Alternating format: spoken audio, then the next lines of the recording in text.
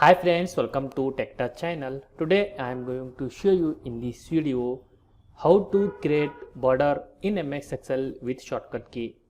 So before start the video, please subscribe my channel for more latest video. Guys, first of all open your MS Excel. Then select the border area. I will show you on screen keyboard.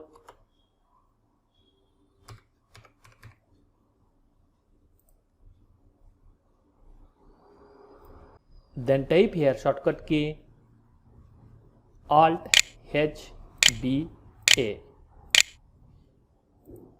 You can see here.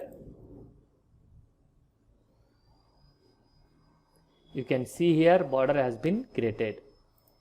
That's it guys, in the simple way to create border in MS Excel with shortcut key. Thanks for watching friends. Hope you like this video. If you like this video, please like, share and don't forget to subscribe my channel.